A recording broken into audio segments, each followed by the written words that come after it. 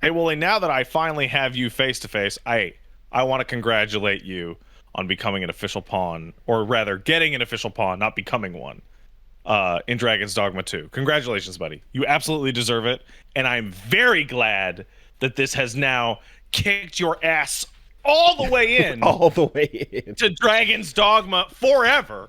As in as can possibly be. There's no back down, there's no back out, there's no exit point. The door has now been locked behind me.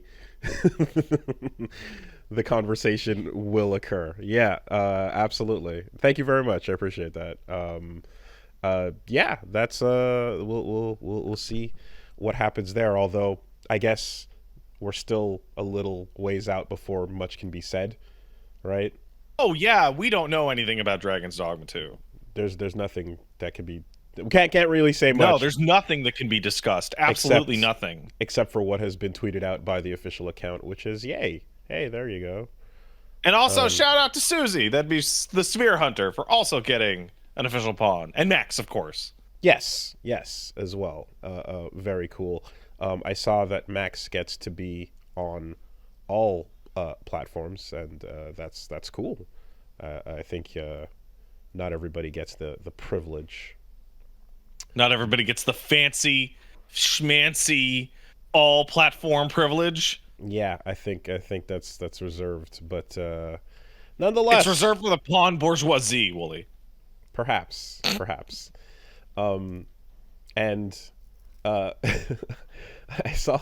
I mean, look, some people have batted some theories around, and I saw one was that perhaps Capcom needed a black pawn on that list, and uh, I, I, I don't know if that's what the case is, but Wooly, I'm absolutely certain that it has way more to do with the fact that you're like a nice guy and a talented networker and a good creator in your own right, and like are an absurd Capcom mega mark rather than the fact that you are, in fact, a black guy.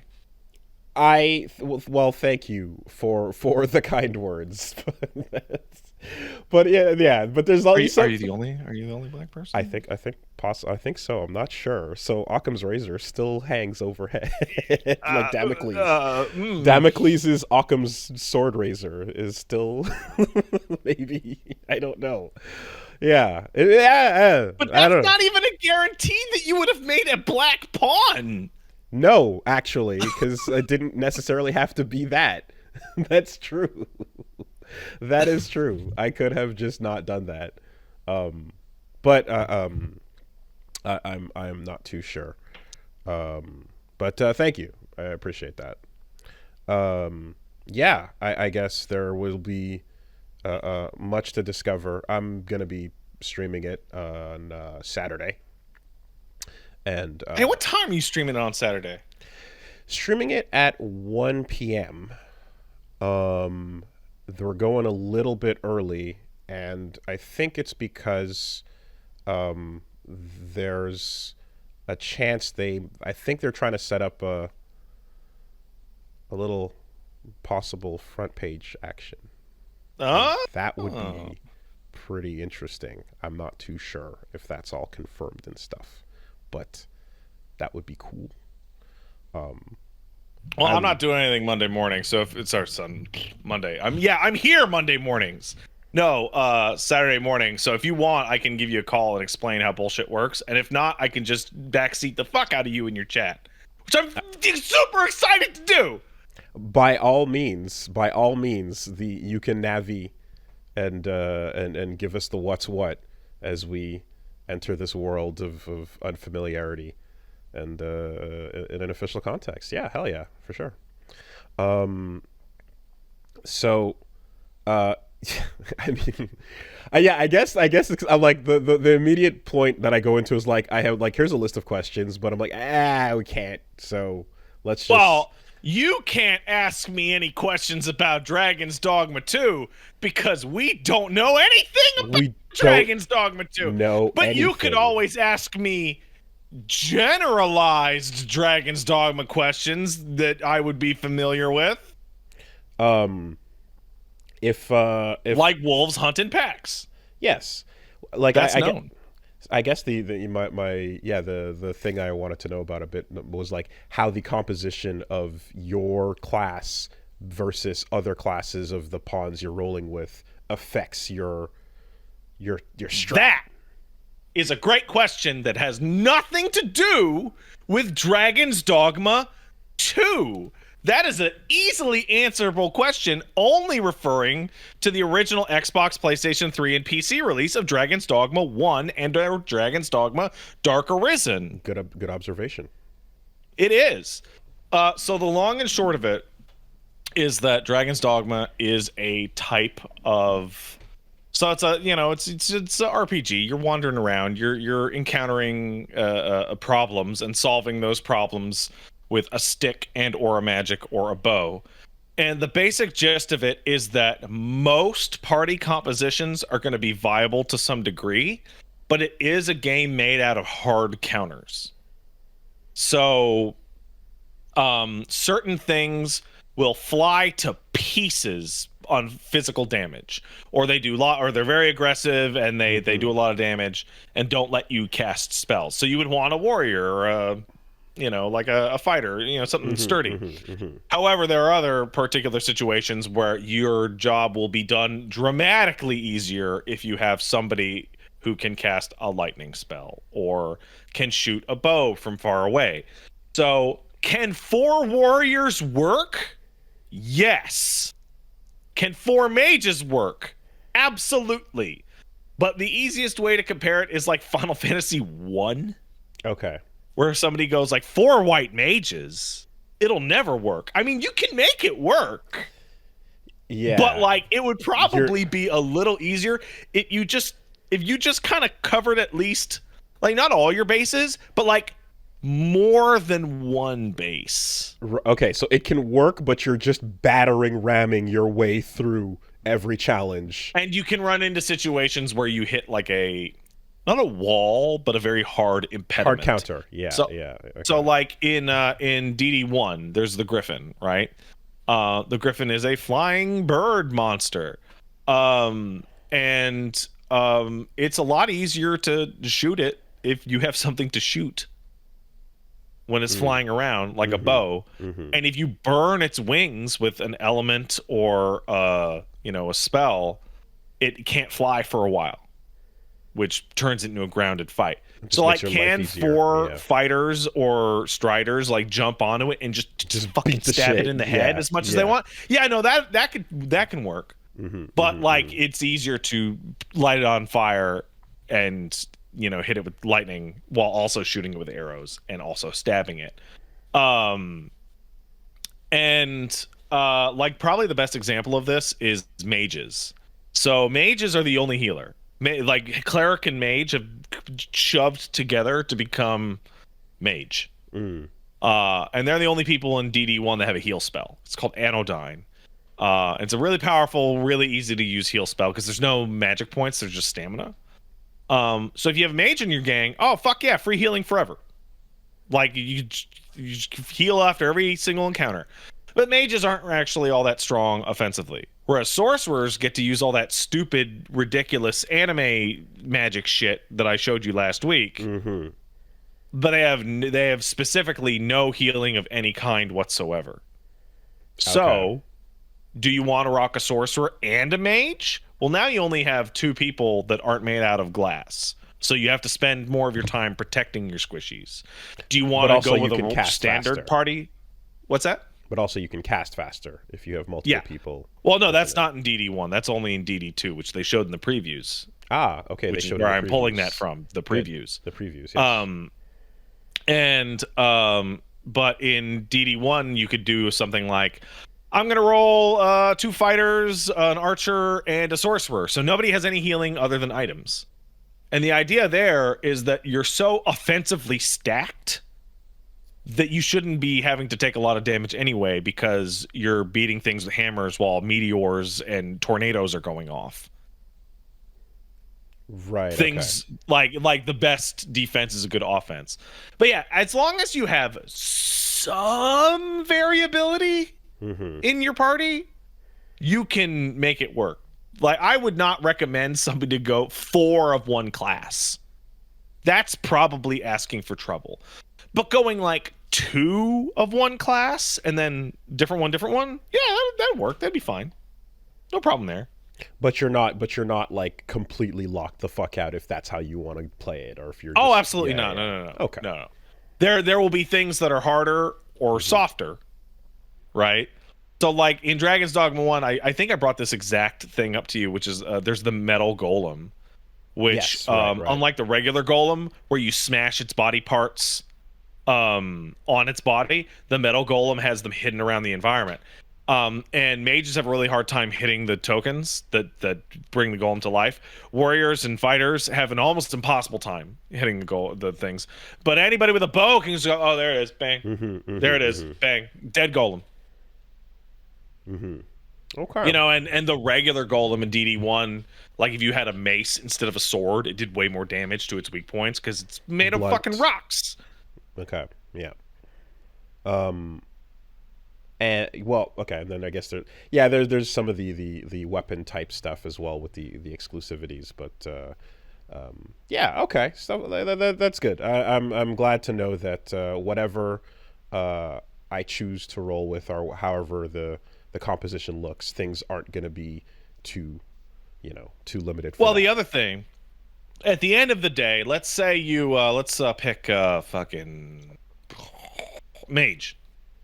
So you played mage as your primary vocation on your main character, and you got to like rank 9 in mage, and you're like, I think I hate this.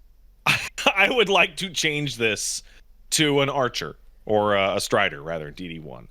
Well, you can part of your learned abilities is what's called an augment, and those are passives that can go to anything. So, because you hit rank 9 with mage, you can add the passive extra magic resistance. Okay. Or faster spell casting, which some of the martial classes also have. Okay, so just kind of so you'll get something your out of having spent that time. Yeah. But if you're crazy, what you're going to do is go, well, I want to be an assassin, so I'm going to level this much in warrior so I can get that thing, and then I'm going to level this much in strider so I can get that thing, and then I'm going to level this much in fighter so I can get that thing, and I'm going to level this much in sorcerer in order to get that thing. So like in Dragon's Dogma 1, sorcerer had an augment that like lowered the prices in shops. Okay, yeah. So cool. Like there was this part of your playthrough we were like, maybe you should fucking put 5 ranks into sorcerer so you can make everything in the game like 10% cheaper. Also, so in the hit classic Dragon's Dogma 1 available now, Dark Arisen. That is, you can also edit your pawn later, right? Like, yeah, it's called the Art of Metamorphosis, I think. Okay, there's a way to correct. Let's say, so everything about it, in DD1, everything about your pawn's appearance can be changed with like a. Wait, is that there? I can't remember. The look, I can't remember, but I know you can change what's called their inclination. And their inclination is their shit like, do they love items? Or are they crazy and run in every time they want? The behavior stuff. Yeah, okay. Because if one were to want to correct something like a height mistake, for example, yeah, that would be a great way to do it. So there was a barber in DD1. I don't know if it could change your height, but I know that in the pre-order page for Dragon's Dogma 2, there is a extra DLC bundle that includes something called the Art of Metamorphosis, and in the little asterisk it says some of these things may be available in-game. Okay. So that will probably also be a usable option in Dragon's Dogma 2. I'm just guessing, though. I'm hoping so. Yeah, that would be really nice if that was one of the things that was actually available in game rather than just DLC. I think that would be a bad idea. I don't think they're going to do that. Okay, that's good because it would be it'd be nice to be able to let's say someone were to make themselves a little too short to be able to correct that. I don't know what that's like. In Dragon's Dogma 1, dude, you go to like 160 centimeters, I think it was, or maybe 158, and then there's a one level below that, which was 110 centimeters. It's like child size. I didn't pick that one. I picked the smallest human you could be. Yeah, so like there's the number, like I didn't even, because again centimeters is just not usually the way we think about Yeah, Canadian height. measurements are so stupid. We're fucked because of America, and we have our hybrid thing going on where we Yeah, blame the sometimes Americans. do. Yeah, It is rah. their Americans' fault because yeah, Yeah, we measure in pounds and we measure in feet and feet. inches, and but Once it anyway, gets far away, it's metric again. exactly. But yeah, so like I was just looking at numbers as opposed to centimeters, and anyway, Yeah, that's no, fine. like in the DD2 character creator that's available now as a demo. You can get It the actually creator. doesn't list the centimeters. It just has a number. And I'm Exactly, like, I and that's internalized that after looking at it for a bit. Like, oh, that's centimeters. I didn't at all. That's where I fucked up. Yeah, So what are I was you? just You're like, like 6'1", right? Or yeah, 6'2"? yeah. But I may have made myself like 5'10" or so. 6 feet 1 inches, and CM is 188. 85, 86. Okay. And there's a like, yeah, as we all know, the difference between 5'11" and 6 foot is literally Wander and the Colossus. Yeah. Right. So yeah. So, if you're the kind of person who would want to make your own character or your own self as a facsimile, Dragon's Dogma actually takes it a lot more seriously than most games, in that your height and average weight matter to things. It does tell you your weight as you're scaling yourself. Yeah. So the reason for that is two things. Your hitbox in Dragon's Dogma is your character. It's real. It's actually It's real. It is actually your ah, character. So me, who plays small characters, much harder to strike by large get an beasts. advantage. Okay. But the length of my swings on my weapons is The comparatively range trade-off. small. Okay. Weight matters in terms of weight on enemies. So in DD1, there was like griffins, and like there were certain valleys that had like a lot of wind pressure. Ah, And the people who are like closer to max weight could like move unimpeded, but people on the lower end of the weight scale would be like fuck, and like your movement would interesting. be like 10%. Does it affect your thing? Because like in a Souls game, you get like fat rolls and stuff. Is there any aspect like Nah, it that doesn't to affect, defense or doesn't dodging? affect your No. fat rolls. Okay. I And see. also affects your stamina recovery, I think. Where the smaller you are, the less total stamina you have, but the faster it recovers. So do you want a big bar that recovers slowly, or do you want a small bar that recovers super fast? Right. Okay. Yeah. And now we're But these are within like small 10, gradients. 20 Yeah, small percentile. variation. It's all flavor. No, you're describing like armored core builds at this point. Yeah. Yeah, kinda. But it's Okay. your own human body, or if you're playing DD2, probably your own cat. What the fuck are they called? The Catmans. Yeah. Those Catmans. cat people. Yeah. Okay. Oh man, I'm forgetting all sorts of stuff. Small people can climb faster. It does affect your movement speed. It does affect your carry capacity. Is there a point where if too many big people on a monster and it'll just like fall over or something, like or it's just like too heavy, fall, I because that'd be I sick. don't think that's in the first game, but they've shown that in the second game, Nice. where like pushing and pulling on monsters will have an effect on your character's weight in terms of how hard you can push them. Nice. Just gang tackle. Just bring it, fell it down. Cool. I like that. Okay. There's like a big reason why you're seeing people dump like dozen hours into this game's character creator. One, man, that DD2 character creator is bananas. Yeah. No, like this is the first time in a long time where I've pulled up like reference photos to like highly detailed things. So clearly Capcom, after the Street Fighter 6 creator, just kind of took all of that forward into like this level of precision, which means I guess from here on out anything they do with a character creator on this engine is going to be really in depth. Yeah, it's also like I've been fucking with the character creator so much, and it's also like it gives you like presets, but it'll also be like, hey, does this guy kind of look like you? Okay, pick them. Now we're gonna give you like a radial of like The which radial one is of these great. kind of looks like you even more. Yeah, yeah. From the presets, you get two sets of like slight variation to the preset you've chosen to just say, here's a couple hairstyle differences. Here's some different neck thicknesses. You It, know, and it's really really great smart. because like when you're starting from like generic player one and you're looking at like I have so much to fucking change. Like, Mm-hmm. Mm-hmm. it's nice to be able to like, okay, let's grab somebody with my skin type and the general shape of my face, and then I'm gonna start editing from there, like as a starting point, instead of just like blank slate. Mm-hmm. And then there's also like extra fine tuning with like the skin texture type and skin texture shade, which are I have different from the skin tone, so that it's almost like a feature in place to stop the purple skin color problem. You know, like they yeah. have fine tuning abilities to like bring it back to being lively and red or orange or brown and different hues of that. And So if like you want to go, when I was fucking with that character creator, I discovered that like in order to get my weird pink shade, like I had to go with like this skin color, but I also had to give it like a blue undertone to like okay. offset lighting because I'm like a Hmm. super pink guy.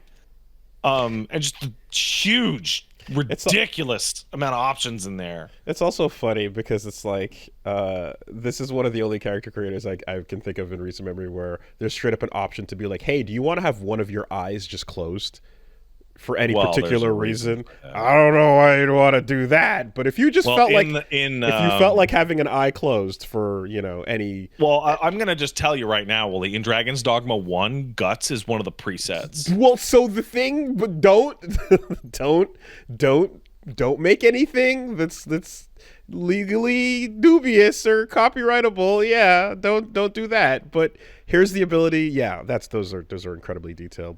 Um, I just here's sent Wooly mhm. the current Pat and Big page, It's which by the way, nuts. I shout out to. I don't know if you know Vextalist, Yeah, Vex. Yeah. who shows up to our shows. So he's a character creator freak. Hmm. He just he did you see that Reggie he made?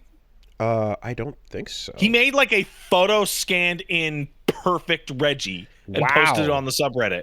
Okay, I because I might have taken a crack at it, and we'll see. I mean, also shout outs to Dakota McDoodle, who also made some cool versions of us, and yeah, definitely helped with some of the details that like I was putting together into what I was building as well.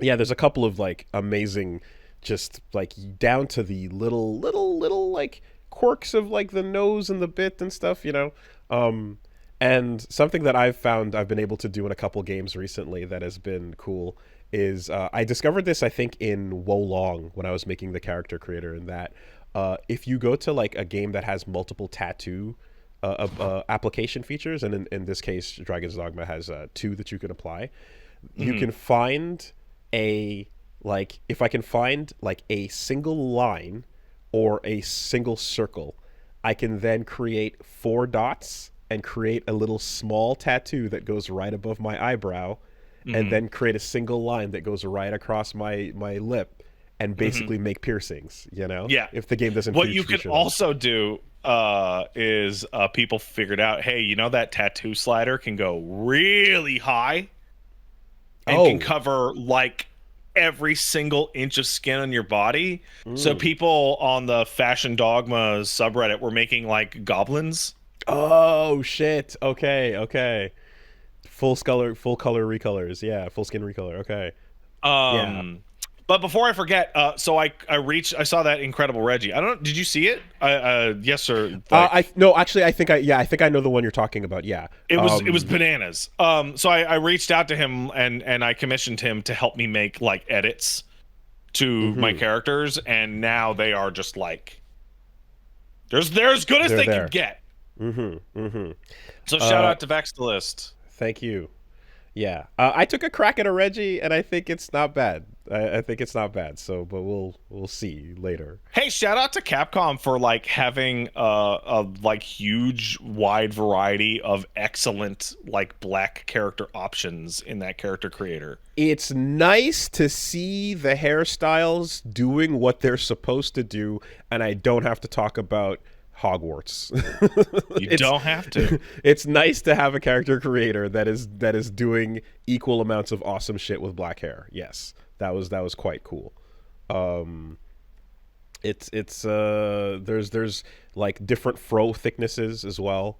And there's like different curl intensities, and yeah, just all it's nice, and it properly shows to in the facial hair. You can get like thick beards or loose haired beards, or all or just like even the mixture of grain. There's different types of grain as well, So if the second game is anything like the first, it's going to be really funny because certain vocations, the work that you put into your character's head is rewarded differently. So like fighters and warriors, etc. Like, do you want the best gear? Get ready to wear that fucking bucket on your head. Just full, complete. Really.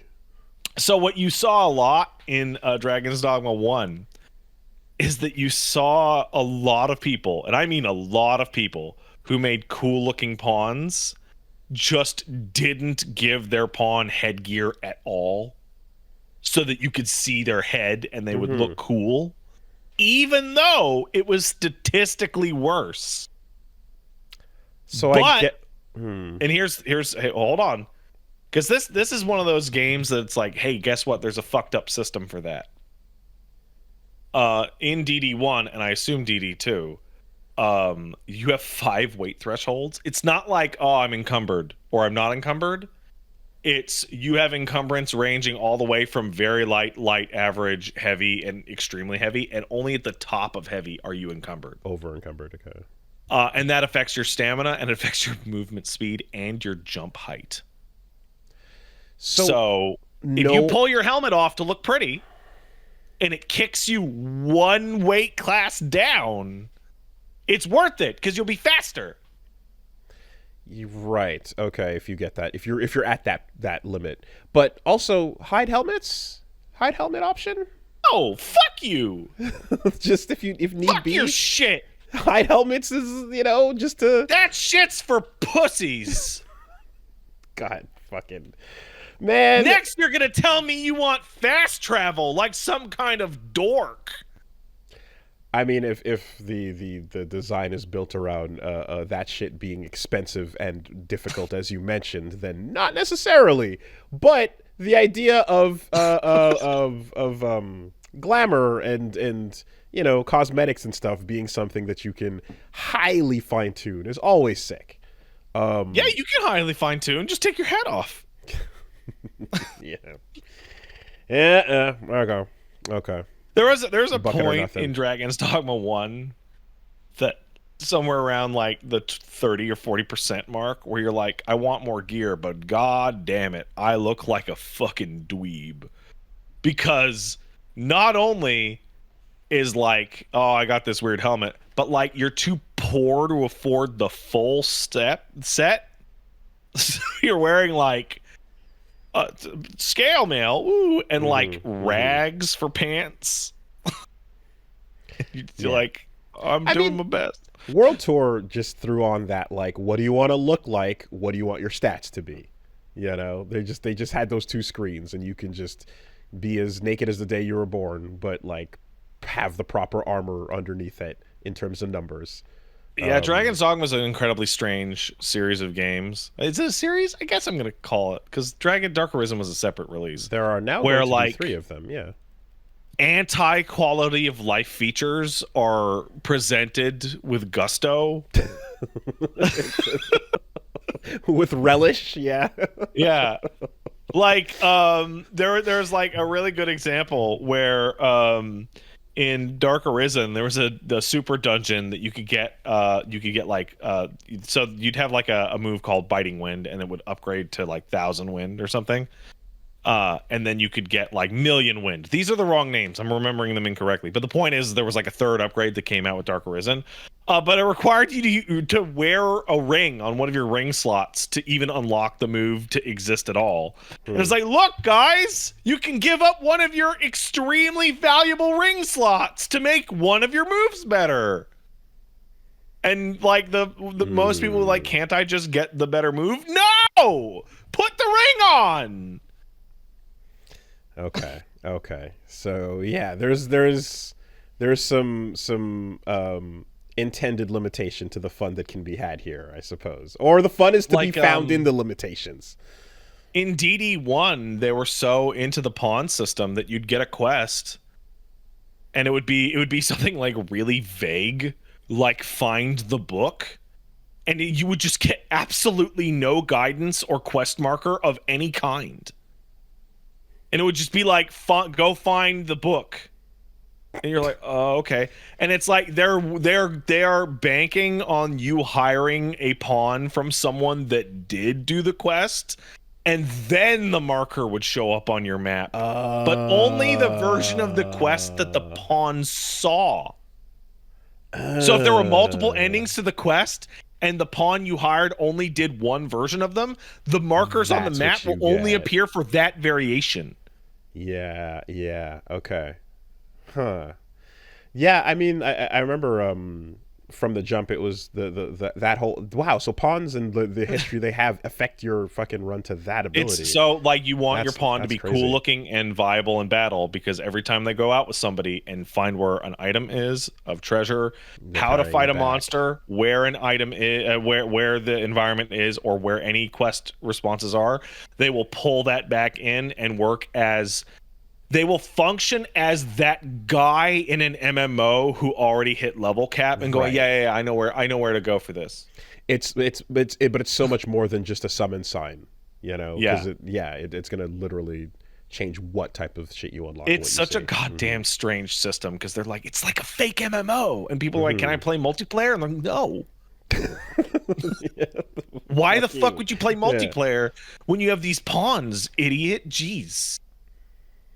And setting the different dispositions and such, I guess, is a... Yeah, so there was like a couple dispositions. If you want to have a stubborn pawn that's going to run into battle, and there was a disposition in like DD1 called Medicant, I think. It was like, hey, it's a medic. And if you put it on like a mage, they would heal you a lot. And you're like, oh, that sounds great, because I want my pawn to be a medic, to, you know, I want my mage to be a healer. It was like disastrous. Because if you took any damage at all, the mage would stop casting whatever they were casting before and switch to the heal and waste. Okay. And they would just they would become a heal bot. Okay. And it was like,